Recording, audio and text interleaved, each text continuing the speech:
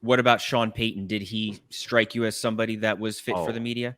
100%. I mean, I could tell the first day in 2009 that I walked in, he just has that like personality about him, and he has this swagger about him. Obviously, you got to know what you're talking about. He does that, but he has a way of saying it that makes you want to jump through a glass window for him and just like hit people on the way. Like he just gets you so fired up, especially in team meetings. So I think for sure, I thought he was really, really good on Fox last year in the pregame show and just brought a different dynamic. Him and Rob Gronkowski on there were pure gold. And I think for the most part, if he didn't really love and miss the coaching and being actually a part of it, that he would have been really, really good because he just has a certain way of saying things and a certain swagger and a certain confidence level as a fan. At least for me, I'm like, yeah, that's right. Even though the take could be completely wrong, I'm like, I believe, yeah, I believe. So I always thought he was for sure going to have a good career in broadcasting. But obviously,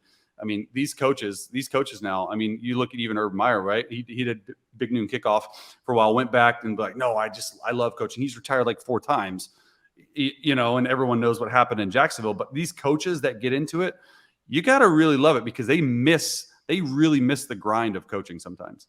So did you think that Sean Payton was somebody that could have ended up being like Bill Cowher, where as the seasons and years passed by that he just ended up enjoying the life of a broadcaster too much? Or did you always know that he was definitely going to go back to coaching?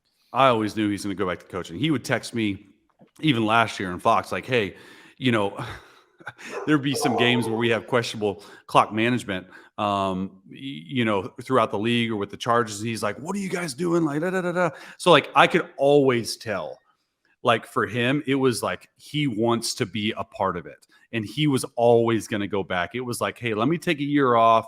Let me live in California. Let me spend a few days in time with my kids who are grown now. But I thought that he was always going to get back in.